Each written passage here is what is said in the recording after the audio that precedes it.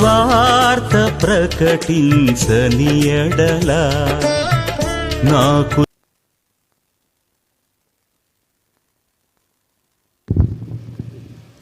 మన ప్రభువును రక్షకుడైన యేసుక్రీస్తు నామంలో మీ అందరికీ నా వందనాలు. ఆలస్యమైనందుకు నన్ను మన్నించండి. ఈరోజు వాక్యానికి వెళ్ళే ముందు ఒక చిన్న 2 నిమిషాలు నా కుటుంబంలో జరిగిన ఒక గొప్ప మేలుని మీతో పంచుకోవాలని ఆశపడుతున్నాను. పోయిన మాసంలో నేను ఒక ఆదివారం ఒక మందిరానికి వెళ్ళి దేవుని పరిచర్య చేయాలి. ఆ రోజు ఆ స్థానిక పాస్టర్ గారు రాజమండ్రి ఆ ప్రాంతంలో పరిచర్యకి వెళ్ళి నాకు ఆ బాధ్యత అప్పగించాడు. అదే రోజు మా అన్న కుమారుని యొక్క వివాహ నిశ్చితార్థ కార్యక్రమం కడపలో జరగాల్సి ఉండింది. దానికి వెళ్ళాలి, కానీ నేను రాలేను, ప్రభు పని ఉంది, మీరు వెళ్ళండి అని నా భార్య పిల్లల్ని పంపించేదానికి ప్రయత్నం చేస్తూ ఉన్నాను. ఆదివారం ఉదయం 4:30కి లేచి రెడీ అయ్యే సమయంలో నా భార్యకి తనకు తెలీదు నోరు ప్రక్కకి వెళ్తూ ఉంది.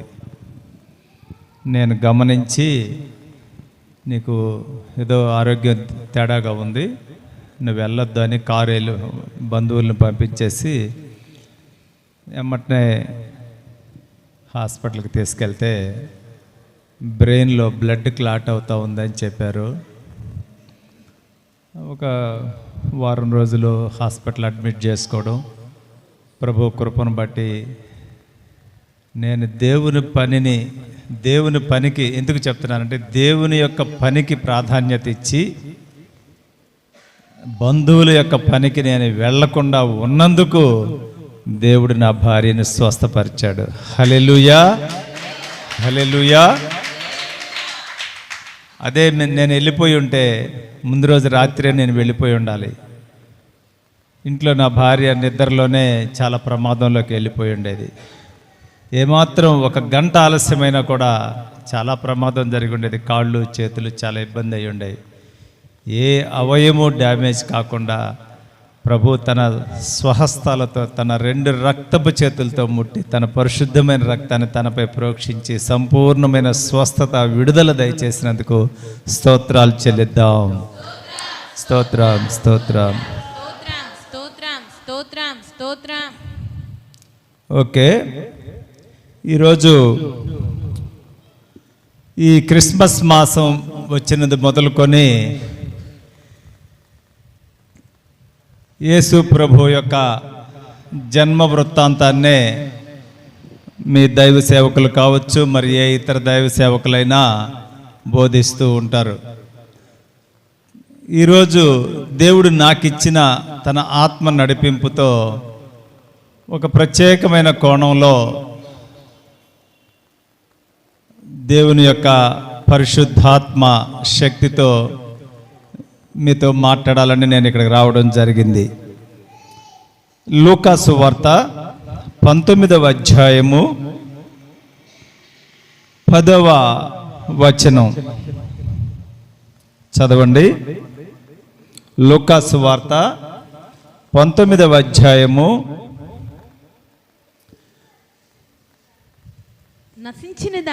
నశించిన దానిని వెదకి రక్షించుటకు మనుష్య కుమారుడు వచ్చెనని అతనితో చెప్పెను. ప్రార్థించుకుందాం. ప్రేమస్వరూపి, మా నమ్మకమైన దేవా, మీకు వందనాలు, స్తుతులు, స్తోత్రాలు నాయనా. వట్టివాడ నన్ను మీ సిలువ చాటును మరుగుపరిచి మీ 7 ఆత్మతో అభిషేకించి మీ పరిశుద్ధాత్మ నడిపింపు, మీ పరిశుద్ధాత్మ అభిషేకము దయచేసి వాక్యపు లోతుని సంఘానికి అర్థమయ్యే రీతిలో వివరించే శక్తిని, జ్ఞానమును నాకు దయచేయండి. ప్రభువా, మీరు ఈ లోకానికి ఎందుకు వచ్చారో మేము తెలుసుకునే భాగ్యాన్ని మాకు దయచేయమని మా ప్రభువును రక్షకుడైన యేసుక్రీస్తు నామములో ప్రార్థించుచున్నాము తండ్రి. ఆమేన్. అసలు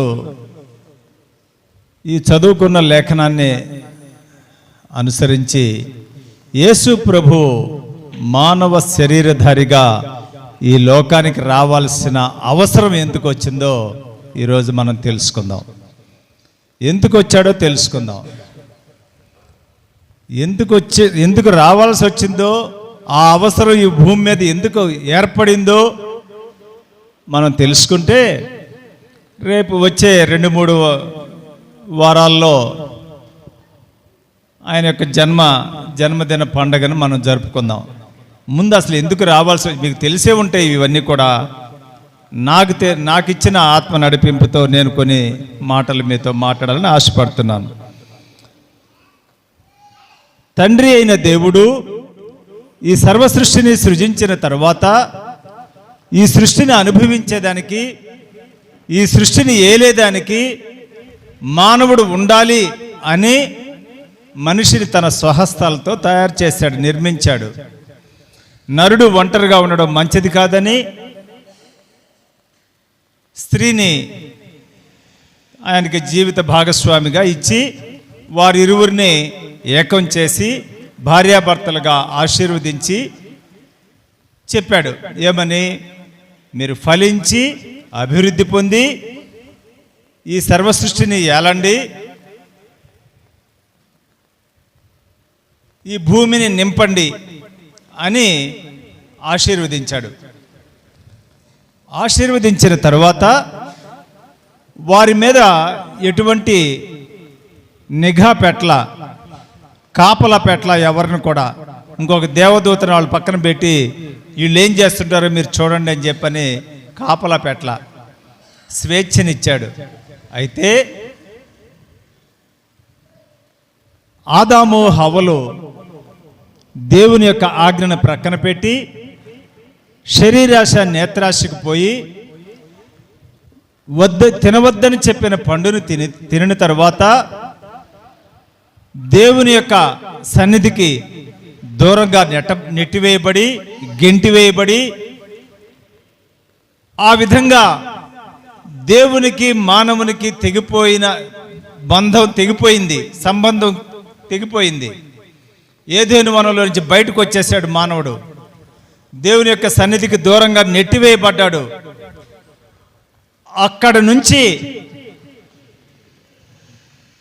వాళ్ళ గర్భం నుంచి పుట్టిన బిడ్డలను మొదలుకొని నోవాహు తరం వరకు కూడా దేవుడు గమనిస్తూ వచ్చాడు. పాపం పెచ్చరిల్లిపోయింది భూమి మీద. అయినా కూడా దేవుడు చూశాడు, ఎదురు చూశాడు, ఇంకా మారతారని. మారలేదు. అప్పుడు ఆయన కోపం వచ్చి నొచ్చుకొని వీళ్ళని నేను ఎందుకు సృష్టించానని బాధపడి వీళ్ళ నిమిత్తం భూమిని శపించాడు. ఒక భయంకరమైన జలప్రళయాన్ని రప్పించి, కీప్ క్వైట్,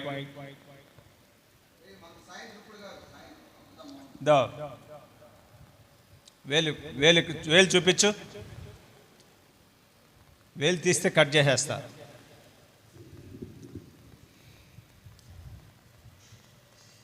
దేవుడు జలప్రళయాన్ని రప్పించి నాశనం చేయాలా, ఈ మానవులతో పాటు పశుపక్షాలను కూడా తుడిచివేయాలని నిర్ణయం తీసుకున్నప్పుడు ఆ తరంలో ఒక వ్యక్తి నిందారహితుడిగా కనిపించడం జరిగింది దేవుడికి. ఎవరైనా? నోవాహును బట్టి ఆయన కుటుంబాన్ని కూడా రక్షించాడు. అయితే అక్కడి నుంచి కూడా మరలా నోవాహు కుటుంబాన్ని కూడా దేవుడు ఆశీర్వదించాడు. మరలా ఏమని? మీరు ఫలించి అభివృద్ధి పొంది భూమిని విస్తరించండి, ఈ సర్వసృష్టిని ఏలండి అని చెప్పాడు. అక్కడి నుంచి కూడా తయారైన మానవులు పాపంలో పెచ్చరిల్లిపోతూ ఉంటారు. వాళ్ళ శరీరాశ, నేత్రాశ, జీవపు డంబాలకు పోయి భయంకరంగా పాపంలోనే జీవిస్తూ ఉన్నాడు. దేవుడు మరలా నొచ్చుకున్నాడు. ఏమని? మానవుని యొక్క హృదయాలోచన వాని బాల్యము నుండే చెడ్డది, వాడి బాల్యం నుంచే చెడ్డది. కాబట్టి ఈ నరుని యొక్క పాపాన్ని బట్టి ఈ నరుని ఇంకా నేను ఎప్పుడు కూడా శపించను అని ఆయననే నిర్ణయం తీసేసుకున్నాడు. ఈ కుటుంబ వ్యవస్థలో కూడా మనం చూచినప్పుడు మన బిడ్డలు ఏదైనా తప్పు చేస్తుంటే మొదట మాటలతో హెచ్చరిస్తాం, తర్వాత కొంచెం గద్దిస్తాం, అందుకు కూడా మరలకపోతే దండిస్తాం, ఒక దెబ్బ కొట్టైనా సరే మనం మంచి దారిలో పెట్టాలని ప్రయత్నం చేస్తాం. వాడు వినడు, మారడు, పలు విధాలుగా కొడతాం, ఎన్నో రకాలుగా హింసిస్తాం. అయినా కూడా వాడు మారినప్పుడు మనం ఏమనుకుంటాం, ఛీ ఈడు జన్మింతే కదా, ఈడు జన్మింతే. మరి కొంతమంది అయితే నువ్వు నా కడుపును పుట్టకపోయినా పోయి ఉండేదిరా అని అంటారు. ఇంకా లోకంలో చూస్తే చాలామంది తల్లులు ఈడు భూమి మీద పడినప్పుడే గొంతులో వడ్ల గింజేసి చంపాలనుకున్నానయ్యా, చంపినా పోయి ఉండేది అనుకుంటారు. అంటే తల్లిదండ్రులు అంత బాధ పెడుతుంటారు బిడ్డలు, అంత భయంకరంగా లోకానుసారంగా జీవిస్తూ, త్రాగుతూ, తిరుగుతూ, భోగిస్తూ, భయంకరమైన దురలవాట్లకు లోనయ్యి, వ్యసనాలకి బానిసయ్యి, కుటుంబాన్ని నాశనం చేస్తూ, శారీరకంగా, మానసికంగా, ఆర్థికంగా బాధలు పెట్టే సమయంలో, అవమానాలు తెచ్చే సమయంలో ఆ తల్లిదండ్రులు ఆ విధంగా విసుక్కుంటారు. కానీ దేవుడు, కృపగలిగిన దేవుడు ఏమన్నాడు ఆయన, చి ఈ మనిషి యొక్క హృదయాల్లో వచ్చిన వాడి బాల్యం నుంచే చెడ్డది, కాబట్టి నేను వాళ్ళ పాపాలను బట్టి వాళ్ళని నేను ఇంకా శపించను, వాళ్ళకి నేను ఎటువంటి పనిష్మెంట్ ఇవ్వను, ఇలాంటి జలప్రళయాలు నేను రప్పించను అని ఆయనే తీర్మానం తీసుకున్నాడు. ప్రియులారా, అయితే ఈరోజు మనం ధ్యానించుకున్నటువంటి, మనం చదువుకున్నటువంటి లేఖనం ఎందుకు వచ్చాడంట దేవుడు, నశించిన దానిని వెదకి రక్షించుతాడు. ఏమి నశించింది?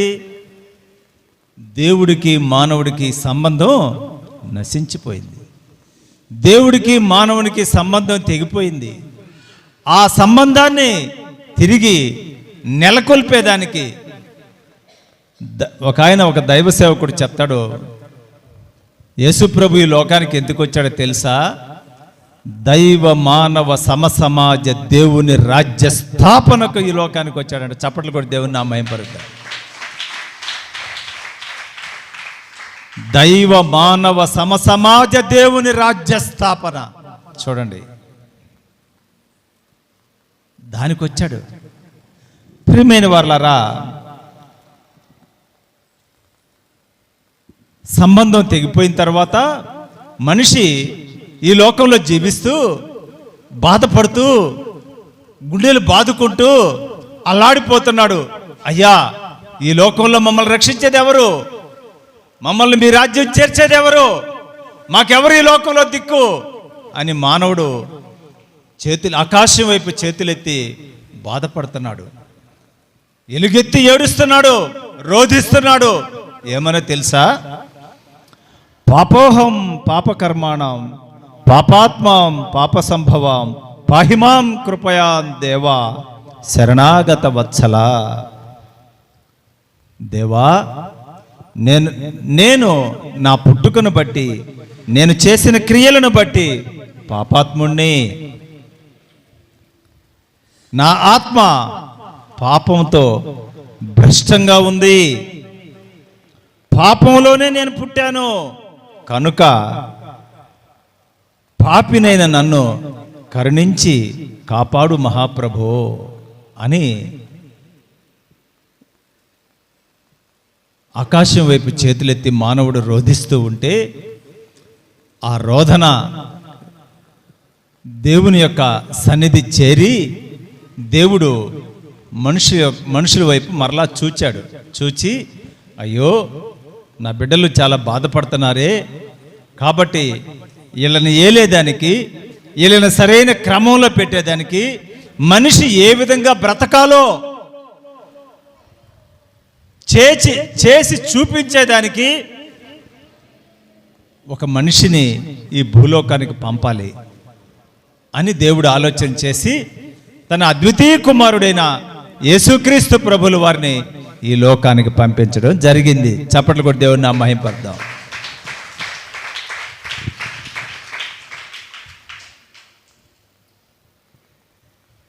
అయితే ఈ యేసుక్రీస్తు ప్రభులు వారు ఈ లోకానికి వచ్చేదానికి క్రీస్తుకు పూర్వమే దాదాపు 740 సంవత్సరాల క్రితం ప్రవక్త అయిన యెషయా ప్రవచించాడు. తరువాత మీకా ప్రవక్త 700 సంవత్సరాల క్రితం ప్రవచించాడు. ఇర్మియా ప్రవక్త 627 సంవత్సరాల క్రితం ప్రవచించాడు. జకర్యా గారు 520 సంవత్సరాల క్రితం. వీళ్ళందరూ కూడా క్రీస్తుకు పూర్వము యేసుక్రీస్తు ప్రభులు వారు ఈ లోకానికి రాక మునిపే 740 సంవత్సరాల క్రితం ఒకరు, 700 సంవత్సరాల క్రితం ఒకరు, 620 సంవత్సరాల క్రితం ఒకరు, 561 సంవత్సరాల క్రితం ఒకరు. ఈ విధంగా ఒక్కొక్క ప్రవక్త ప్రవచించారు. మనల్ని రక్షించేదానికి దేవుడు మానవ శరీరధారిగా ఈ లోకానికి రాబోతున్నాడు అని ప్రవచిస్తే, ఇంతమంది ప్రవక్తల యొక్క ప్రవచనాల ఆధారంగా, దేవుని యొక్క ఆలోచన ఆధారంగా తన అద్వితీయ కుమారుడైన యేసుక్రీస్తు ప్రభులు వారు ఈ లోకానికి రావడం జరిగింది. ప్రియమైన వారలారా, అయితే ఇప్పుడు మనం చదువుకున్నాం ఒక వాక్యం, నశించిన దానిని వెదకి రక్షించేదానికని.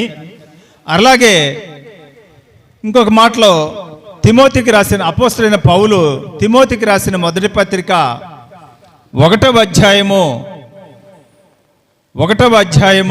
15వ వచనంలో ఒక మాట ఉంది. అక్కడ పాపులను రక్షించడానికి. అలాగే యోహాను సువార్త 10వ అధ్యాయము 10వ వచనంలో చూస్తే సమృద్ధి అయిన జీవమును ఇచ్చుటకు. అలాగే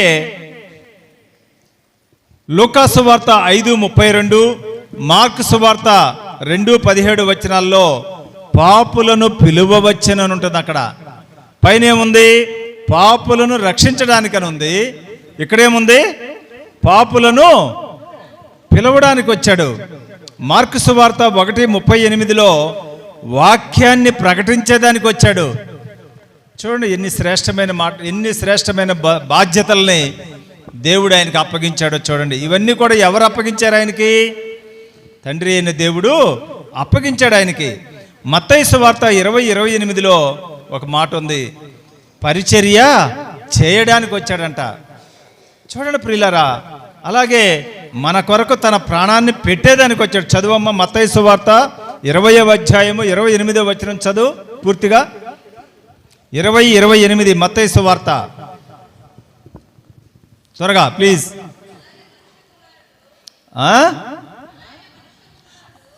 అలాగే మనుష్య కుమారుడు పరిచారము చేయించుకొనుటకు రాలేదు గాని పరిచారము చేయుటకు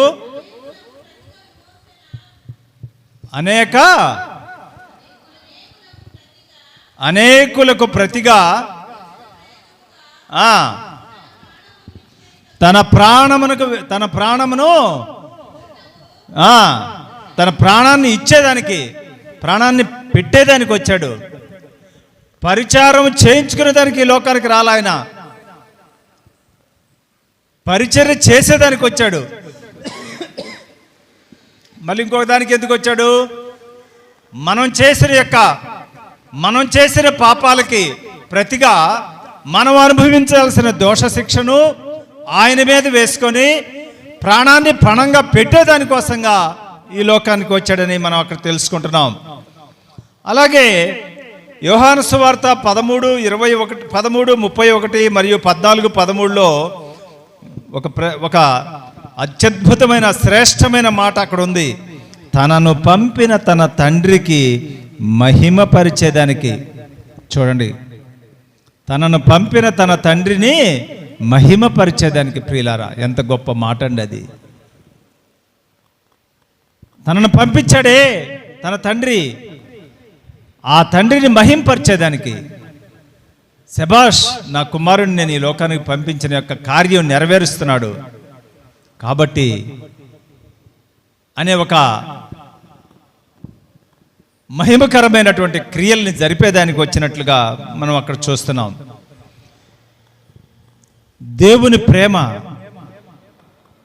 దేవుని ప్రేమ ఎంత గొప్పదంటే,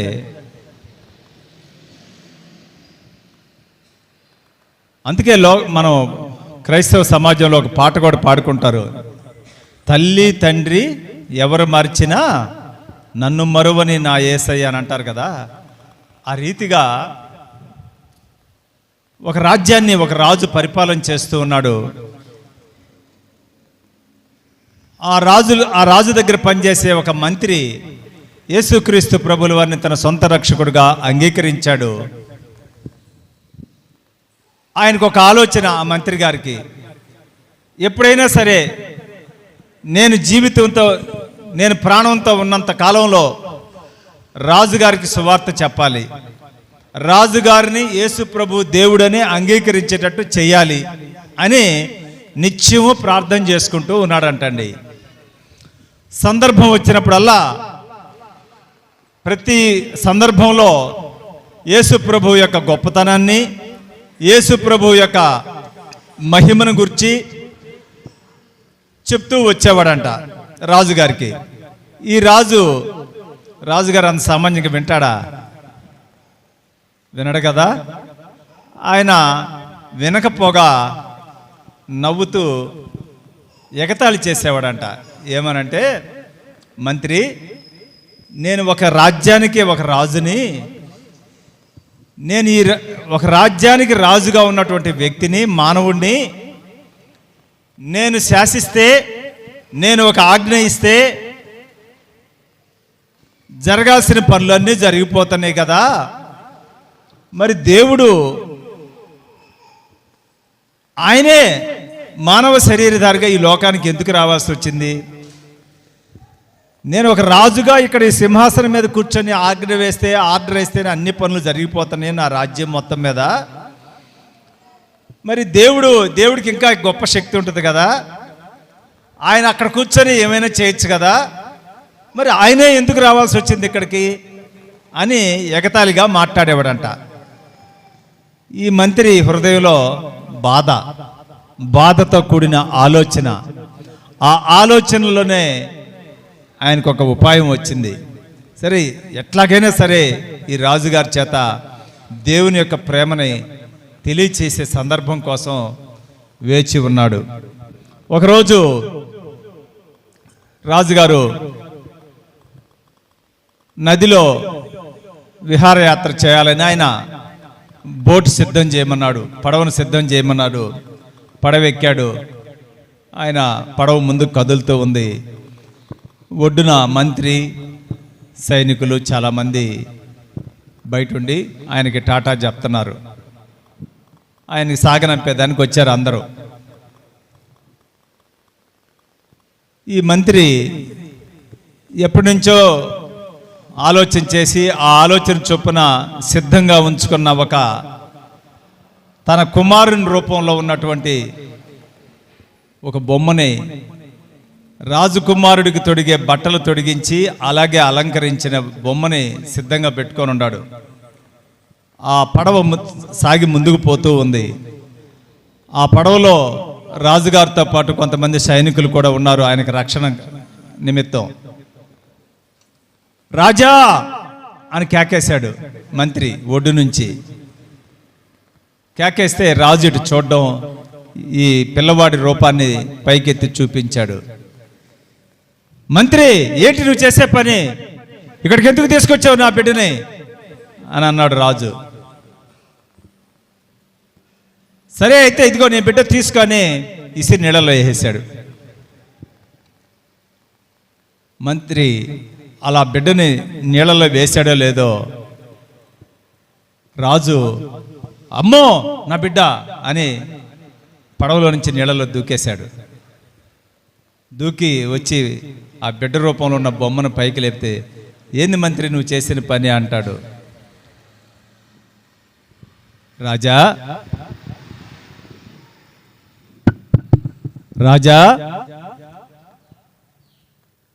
నువ్వు ప్రయాణం చేస్తున్న పడవలో నీ పక్కన సైనికులు ఉన్నారు, ఒడ్డున నేను మంత్రిని, నా పక్కన సైనికులు ఉన్నారు, నువ్వు ఒక్క ఆర్డర్ వేస్తే ఆ బిడ్డను తీయండి అని అంటే నీ పక్కన ఉన్న సైనికులు దూకుతారు, నాతో పాటు నా పక్కన ఉన్న సైనికులు అందరం దూకి నీ బిడ్డను రక్షిస్తామే, మరి నువ్వెందుకు దూకావు?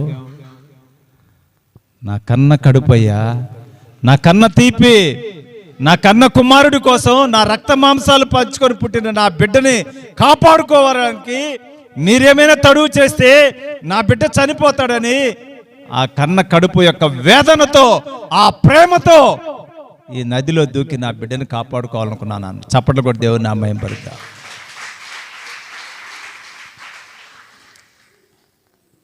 అందుకే రాజా, దేవుడు కూడా తన స్వహస్తాలతో నిర్మించిన మానవుడు పాపాలు చేసి పాపంలో నిమగ్నం అయిపోయి దేవుని యొక్క సన్నిధి నుంచి దూరం నెట్టివేయబడి ఎక్కడ నశించి నరకానికి పోతాడోనని ఆ బాధ, ఆ ప్రేమే, వాటి యొక్క ఫలితమే తన అద్వితీయ కుమారుణ్ణి మానవ శరీరధారిగా ఈ లోకానికి పంపించడం జరిగింది. చప్పట్లు కొట్టి దేవుని నామయం పలుకుతా.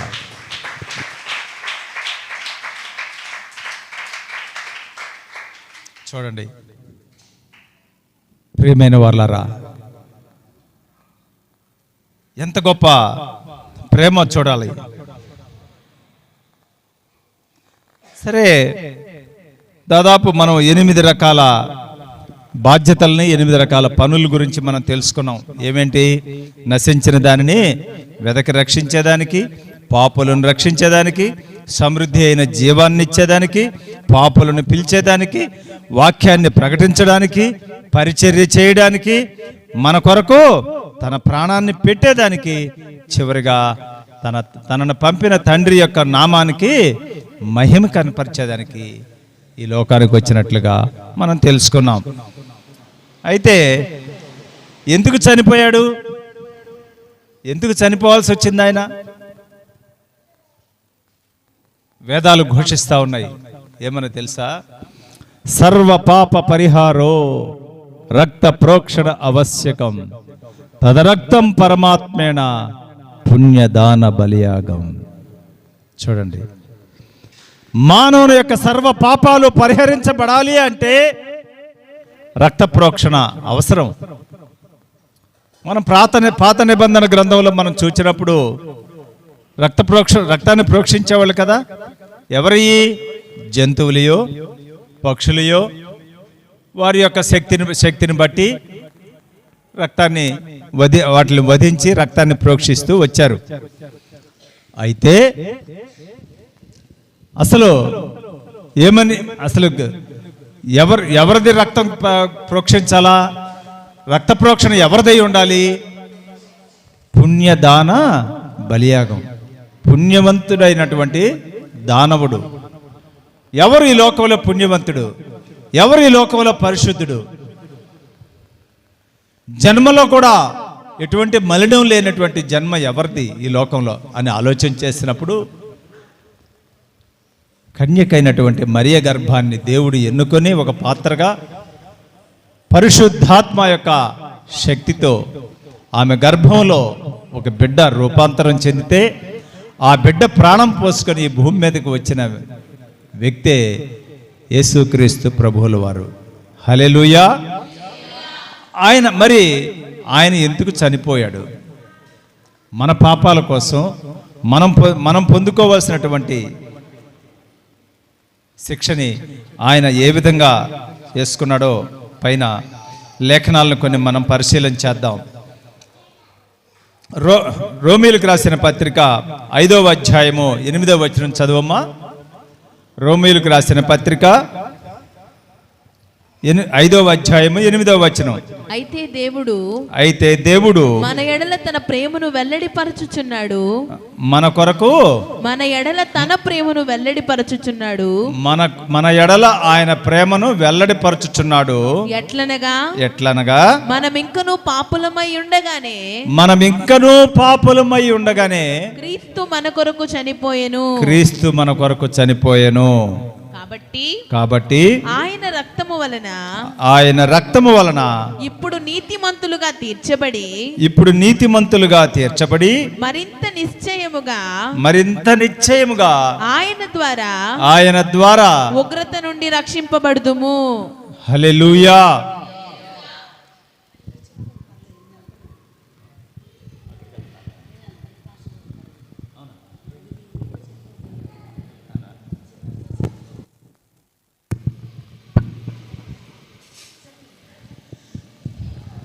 అలాగే 6వ వచనం చదువమ్మా. 5వ అధ్యాయంలోని 6వ వచనం చదువు. ఏలయనగా మనం ఇంకా బలహీనులమై ఉండగా. చూడండి, ఇందాకేమో 8వ వచనంలో ఏముంది? మనం ఇంకా పాపంలో ఉండగానే ఆయన చనిపోయాడు అన్నాడు. ఇక్కడ 6వ వచనంలో ఏముంది? బలహీనమై ఉండగా. దేంట్లో బలహీనమై ఉన్నాము? దేవుని యొక్క సన్నిధిని అనుభవించటంలో, దేవుని యొక్క శక్తికి, ఆ శక్తిని, దేవుని యొక్క మహిమని అనుభవించే దాంట్లో, ఆయన యొక్క శక్తిని గురించి తెలుసుకునే దాంట్లో బలహీనంగా ఉన్నాం. మళ్ళా ఇంకొక మాట, అదే వచనంలో ఇంకొక మాట చూడమ్మా. క్రీస్తు యుక్త కాలమున భక్తిహీనుల కొరకు చనిపోయెను. చూడండి, క్రీస్తు యుక్త కాలంలో ఎవరి కోసం చనిపోయాడు? భక్తిహీనుల కోసం, భక్తి లేని వారి కోసం చనిపోయాడు. అదే అధ్యాయం 10వ వచనం చదువమ్మా. ఎవరి కొరకు చనిపోయాడు? 5వ అధ్యాయము 10వ వచనం. ఏలయనగా, చూడండి, శత్రువులై ఉండగా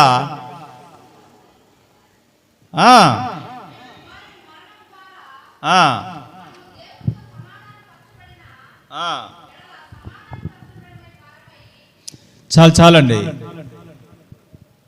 ఆయనకు దూరస్తులుగా ఉండి శత్రువులుగా ఉన్న వారిని కూడా ప్రేమించాడని లేఖనాలు సెలవిస్తూ ఉన్నాయి. ప్రియమైన దేవుని బిడ్డలారా, మనం ఆలోచన చేయాలి. యేసు ప్రభువు ఎందుకు ఈ లోకానికి వచ్చాడో మనం తెలుసుకున్నాం. ఎందుకో చనిపోయాడో తెలుసుకున్నాం.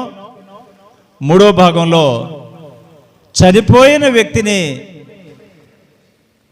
శిలువలో అత్యంత దారుణంగా చంపారు, మరణాన్ని కలుగు చేశారు.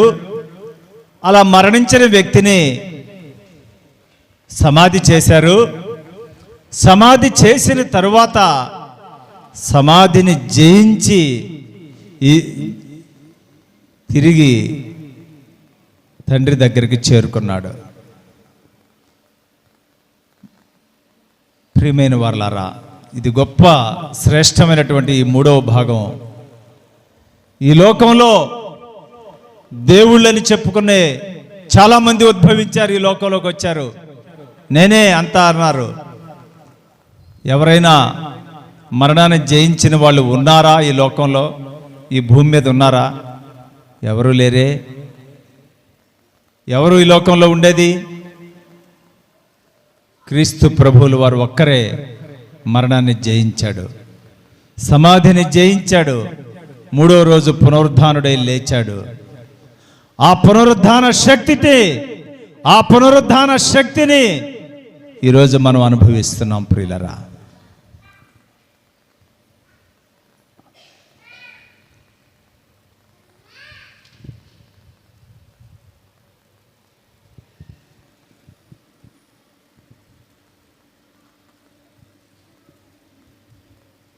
కొరింథీయులకు రాసిన మొదటి పత్రిక 3వ అధ్యాయము.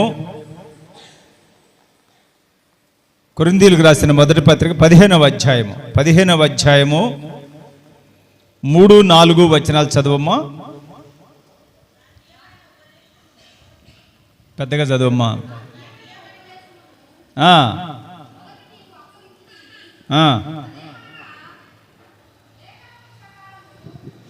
లేఖనాల యొక్క నెరవేర్పు కోసం,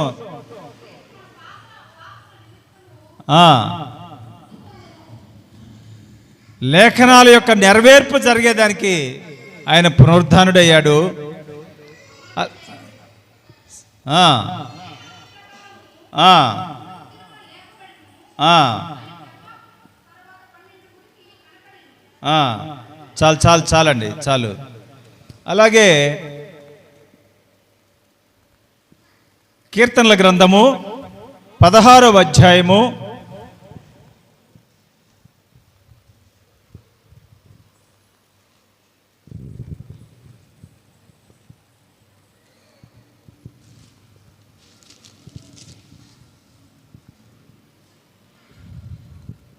16వ అధ్యాయం 10వ వచనం చూస్తే, ఎందుకనగా నీవు నా ఆత్మను పాతాళములో విడిచిపెట్టవు, నీ పరిశుద్ధుని కుళ్ళు పట్టనియ్యవు.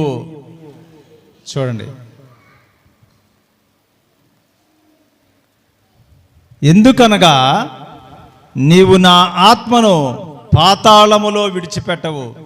చనిపోబడిన మనిషి యొక్క ఆత్మ పాతాళంలోకి వెళ్ళిపోద్ది, అయితే నువ్వు నా ఆత్మనే కుళ్ళు పట్టనియ్యవు. మరి అలాగే పాతాళంలో విడిచిపెట్టవు, నీ పరిశుద్ధిని కుళ్ళు పట్టనియ్యవు అని అక్కడ ప్రవచిస్తూ ఉన్నాడు. అపోస్తల కార్యములు 2వ అధ్యాయంలో కూడా అదే మాట ఉంది. అయితే ఆయన పునరుద్ధానుడైన తర్వాత ఎందుకు వెళ్ళాడో, లేచి వెళ్ళాడో, పునరుద్ధానుడై మనకు స్థలం సిద్ధపరిచేదానికి, అలాగే మనకి ఆదరణకర్తను పంపేదానికి, ఆయన మరలా తిరిగి వచ్చేదానికోసం ఆయన మన అపరాధములను నిమిత్తం అప్పగింపబడి మనల్ని నీతిమంతులుగా తీర్చబడుటకై లేపబడెను. ప్రియమైన దేవుని బిడ్డలారా,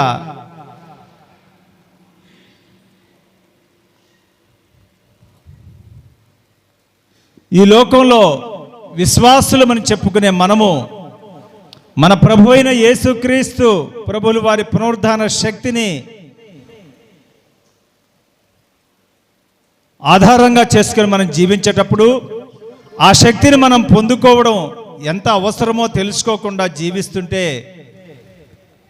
మన మందిరాల్లో ఎంత గొప్పగా ఆరాధనలు జరిగినా, ఎన్ని సంవత్సరాలు వార్షికోత్సవ కూడికలు జరిగినా అవన్నీ కూడా ఒట్టిదే. అవన్నీ వాటి వల్ల ఏ ఫలితం ఉండదు, బ్యానర్లు రాసుకోవడానికి తప్ప. 20వ వార్షికోత్సవం, 25వ వార్షికోత్సవం, అసలు ఆయన ఎందుకు వచ్చాడు, ఆయన వచ్చి ఏం చేశాడు, ఆయన ఎందుకు మరణించాడు, మరణాన్ని జయించి మరలా ఎందుకు లేచాడు, ఈ 3 కారణాలు మనం తెలుసుకోకుండా మనం దేవుని బిడ్డలు మనం చెప్పుకుంటూ మనం జీవిస్తే సంవత్సరాలు గడిచిపోతుంటాయి. క్రైస్తవ్యంలో సీనియారిటీ వస్తుంది, కానీ ఆత్మీయతలో సీనియారిటీ రాదు. చప్పట్లు కూడా దేవుని నామం పరుద్దాం.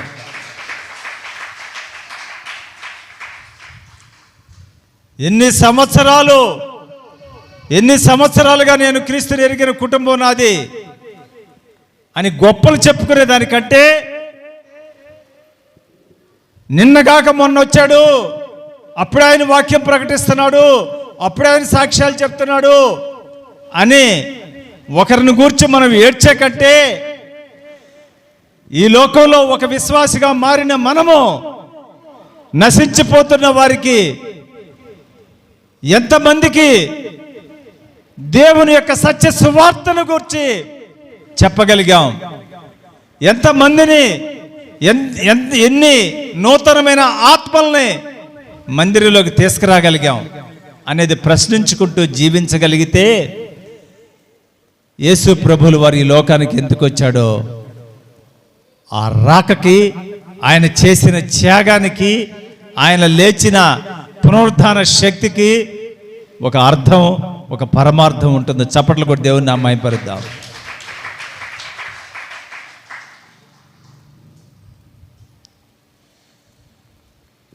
ఒక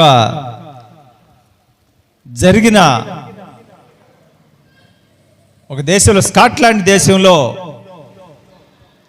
జరిగిన ఒక యథార్థమైన సంఘటనని మీ దృష్టికి తీసుకొస్తాను. జాగ్రత్తగా వినండి. పిల్లలు జాగ్రత్త కూర్చోండి ప్లీజ్, కూర్చో. స్కాట్లాండ్ దేశంలో జాన్ జీ ప్యాటన్ అనే వ్యక్తి 1824 సంవత్సరంలో జన్మించాడు. చిన్న వయసులోనే యేసు ప్రభువును తన సొంత రక్షకుడిగా అంగీకరించి పరిచర్యలో స్థిరపడి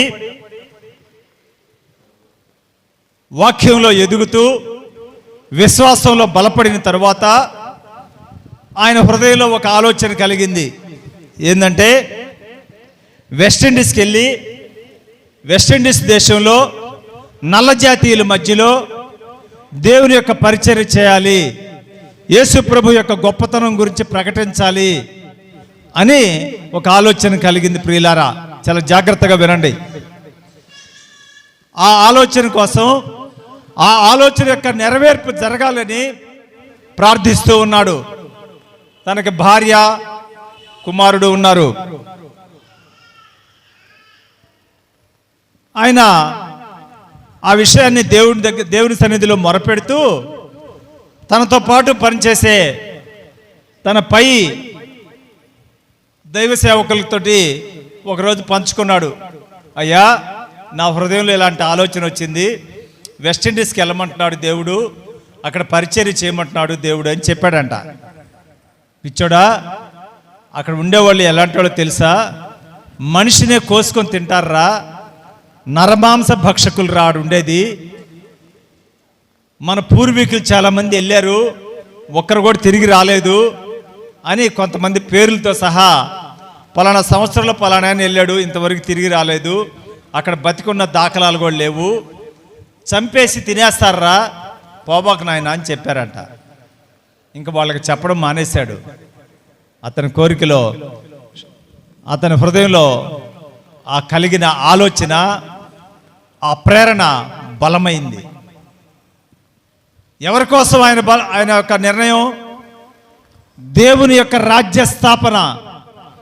యేసుక్రీస్తు ప్రభువుల వారు ఈ లోకానికి వచ్చింది దైవ మానవ సమసమాజ దేవుని రాజ్య స్థాపన అన్నాడే, ఆ మాదిరిగా దేవుని రాజ్యాన్ని కట్టాలి, దేవుని యొక్క సత్య సువార్తను బోధించాలి, నశించి నరకానికి పోవచ్చున్న ఆత్మల్ని దేవుని వైపు నడిపించాలి, దేవుని రాజ్యంలో చేర్పించాలి. అది బలమైన కోరిక కాబట్టి, ఇహలోకమైన కోరిక కాదు కాబట్టి, ఆత్మ సంబంధమైన కోరిక కాబట్టి, ఆ కోరిక యొక్క నెరవేర్పు దేవుడు జరిగించేదానికి ద్వారాలు తెరిచాడు. చప్పట్లు కొట్టండి, దేవుని నామం పరుద్దాం.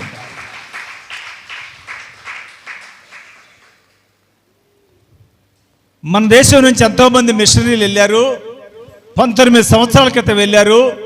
ఈ రోజుకి ఇంతవరకు వాళ్ళు బ్రతుకున్న దాఖలాలు కూడా లేవు. మరి నువ్వు ఎందుకు వెళ్తావని ఎంత చెప్పినా కూడా వినలేదండి. ఆయన అక్కడ ఉండేది 4,000 మంది మనుషులు చంపుకు తినే జాతీయులు. ఆ జాతీయుల మధ్యలో వాళ్ళు 4,000 మంది ఉన్నారంట అక్కడ. ఆ 4,000 మందికి సువార్త చెప్పాలి. ఆ 4,000 మందిలో ఒక్కరు కూడా నశించి నరకానికి పోకూడదు. అది ఆయన యొక్క తీర్మానం. ఒక బలమైన ఉద్దేశంతో దేవుని కార్యం జరిగించాలని ఆయన తీర్మానం తీసుకొని తన భార్య, కుమారుని తీసుకొని 32 ఏళ్ల వయసులో అక్కడికి వెళ్ళాడండి. ధైర్యంగా వెళ్ళాడు. వెళ్ళిన తర్వాత వాళ్ళకి నాగరికతను గురించి చెప్పాడు. ధైర్యంగా ఎంతో శ్రమ, ఎన్నో కష్టాలు కోర్చి, ఎన్నో ఇబ్బందులు కోర్చి, వాతావరణం అనుకూలించలేదు. న్యూమోనియా అటాక్ అయింది, అంటే నెమ్ము వ్యాధి వచ్చేసింది. భార్య, కుమారుడు చనిపోయారు. ఆఖరికి చూడండి ప్రియులారా, ఎటువంటి కష్టాలు పడ్డాడు ఆయన. భార్య, కుమారుడు చనిపోతే కనీసం వాళ్ళిద్దరిని భూస్థాపన చేసేదానికి కూడా ఆ ప్రజలు ఎవరు సహకరించలేదంటండి. వాళ్ళిద్దరిని ఆయనే ఒక్కొక్కరిని మోసుకుంటూ వెళ్ళి ఆయనే గుంటలు తీసి గుంటల్లో పూడ్చిపెట్టి సమాధి చేసి ఆ ఇద్దరి యొక్క సమాధుల మధ్యలో కూర్చొని బోరును విలిపిస్తున్నాడంట. ప్రభువా, నీ పని చేసేదానికి నేను ఈ రాజ్యానికి వచ్చానే, ఈ దేశానికి వచ్చానే. నా భార్య, నా కుమారుడు నాకు దూరం అయిపోయారయ్యా. మీ రాజ్యంలో చేరారు, కానీ నేను కూడా ఎంతకాలం జీవిస్తానో నాకు తెలీదు. కానీ ఈ లోకంలో మీరు నాకు ఎంతకాలం ఆయుష్ని ఇస్తారో, నా జీవిత చివరి దశలోపు కనీసం కొన్ని ఆత్మలనైనా ఈ నరమాంస భక్షకుల్లో నుంచి, ఈ నరులను చంపుకొని తినట్టు ఈ రాక్షసుల జాతిలో నుంచి కొంతమందికైనా మీ సత్య సువార్తను గురించి బోధించి మీ రాజ్యంలో చేర్చగలిగితే నా త్యాగానికి, నేను చేసిన కష్టానికి ప్రతిఫలం అదయ్యా అని దేవుణ్ణి ప్రార్థిస్తూ వచ్చాడు. ప్రియులారా, చూడండి ఎంత గొప్ప ప్రార్థన, ఎంత గొప్ప ప్రార్థన చేశాడో చూడండి ప్రియులారా.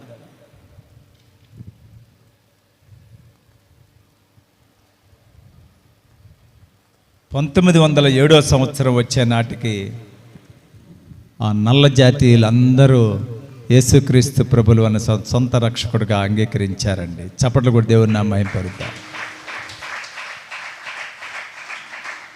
చూడండి ప్రియులారా, ఆయన చేసిన కష్టం కాదా, ఆయన చేసిన త్యాగానికి దేవుడిచ్చిన ప్రతిఫలం కాదా?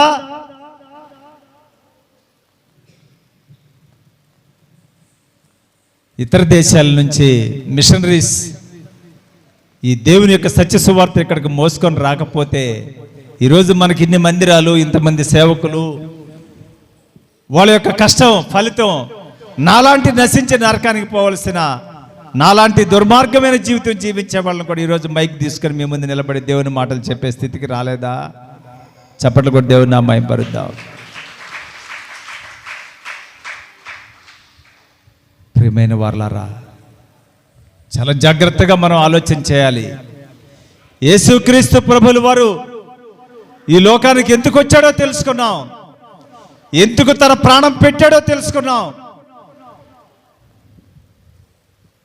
ఎందుకు చనిపోవాల్సి వచ్చిందో తెలుసుకున్నాం, చనిపోయిన వ్యక్తి 3వ దినాన ఎందుకు పునరుద్ధానుడై లేచాడో తెలుసుకున్నాం. మరి ఇన్ని తెలుసుకున్న మనము క్రిస్మస్ వస్తుందంటే ఇంటికి రంగులు వేసుకోవడం,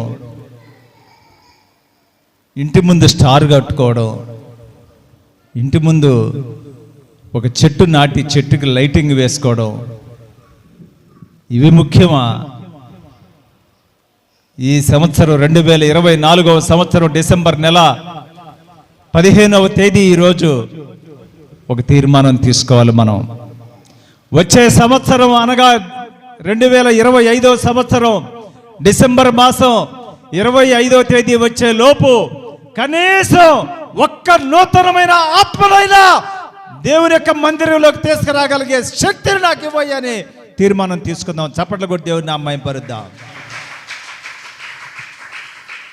దానికి సిద్ధమేనా? నువ్వు పోయా, ఏందయ్యా నువ్వా వచ్చావు? మా అయ్యగారు ఏదో ఒక గంట మైక్ ఇస్తే నువ్వు మమ్మల్ని మాకేదో పని చెప్తున్నావు, మేము పోయి బిస్కెట్లు చేసుకోవాలా, అప్పట్లు చేసుకోవాలంటారా? ఎవరు మాట్లాడడంలా? తీర్మానం తీసుకున్న వాళ్ళు ఎవరో చేది ఎత్తండి. ఒక సంవత్సర కాలంలో కనీసం దేవుని ఎరగని బిడ్డకు, ఒక్క బిడ్డకైనా, ఒక నూతన ఆత్మకైనా సువార్త బోధించి మందిరంలోకి తీసుకురాగలిగే శక్తిని నాకు ఇవ్వయ్యని తీర్మానం తీసుకోదలుచుకున్న వాళ్ళు ఎవరో చేతులు ఎత్తండి.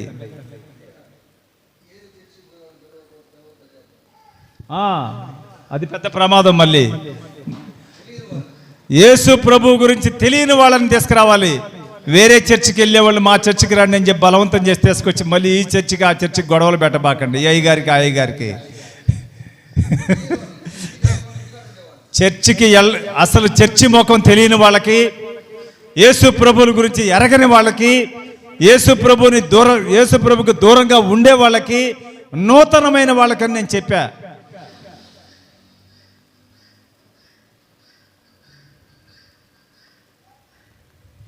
ఎంతమంది చేతులు ఎత్తారు? దించేశారా? ఇద్దరు. ఆమె ఎత్తుదామా వద్దా డౌట్గా వల్ల ఆమెకి. పురుషుల్లో ఎవరునూ లేరా? తీర్మానం తీసుకునేందుకు ఎవరో సిద్ధంగా లేరా? ఎందుకని? ఒక స్కాట్లాండ్ దేశస్థుడు వెస్టిండీస్కి వెళ్ళి 4,000 మంది నరమాంస భక్షకులను మార్చగలిగితే, ఈ గ్రామంలో పుట్టిన మనము దేవుని యొక్క సత్య సువార్తను అనుభవిస్తూ, దేవుని యొక్క శక్తిని అనుభవిస్తూ, దేవుని యొక్క పునరుద్ధాన శక్తిని మనం అనుభవిస్తూ, ఆయన బిడ్డగా మనం జీవిస్తూ, ఎన్నో ప్రమాదాల నుంచి, ఎన్నో ఉగ్రతల నుంచి, ఎంతో అనారోగ్య సమస్యల నుంచి మనల్ని కాపాడిన దేవునికి కృతజ్ఞత అంటే ఏంటి? కృతజ్ఞత అంటే ఏంటి? కృతజ్ఞత కలిగి ఉండాలి. ఏంది కృతజ్ఞత అంటే? ఒకరోజు ఒక డాక్టర్ గారు కారులో హాస్పిటల్కి వెళ్తున్నాడు. మీకు చెప్పానో లేదో, డ్రైవర్ కారు తోలుతున్నాడు, పక్కన డాక్టర్ గారు కూర్చొని ఉన్నాడు. రోడ్డు మీద కారు వెళ్తూ ఉంది. రోడ్లో ఒక కుక్క కాళ్ళు పైకెత్తి కొట్టుకుంటా ఉంది. ఏదో ప్రమాదం జరిగింది, రక్తం గారిపోతా ఉంది, కాళ్ళు కొట్టుకుంటా ఉంది. డాక్టర్ గారు చూసి కారు ఆపమన్నాడు. డ్రైవరు ఆయన ఇద్దరు కారు దిగి ఆ ప్రమాదంలో ఉన్న కుక్కని కారులో పెట్టుకొని హాస్పిటల్కి తీసుకెళ్ళి ఆ రక్తగాయాలన్నీ కడిగి తుడిచి మందులేసి పాలు తెప్పించి కొన్ని రకాల ట్యాబ్లెట్లు అందులో వేసి దానికి తాగిపించి పోయి ఆయన పేషెంట్లు చూసుకుంటూ ఉన్నాడు. కొద్ది సమయం గడిచిపోయింది. మధ్యాహ్నం ఆయన పేషెంట్లు చూడడం అయిపోయి ఇంటికి పోయే సమయంలో బయటకు వచ్చి చూస్తే ఆ కుక్క లేదు అక్కడ. దానికి శక్తి వచ్చింది, లేచి వెళ్ళిపోయింది. ఆ విషయాన్ని డాక్టర్ గారు మర్చిపోయాడు. చాలా జాగ్రత్తగా వినండి ప్రియులారా. కొద్ది రోజులు గడిచిపోయింది.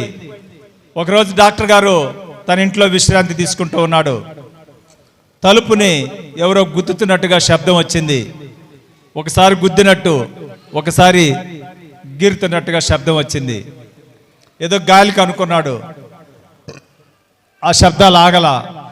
డాక్టర్ వెళ్ళి తలుపు తీసి చూశాడు.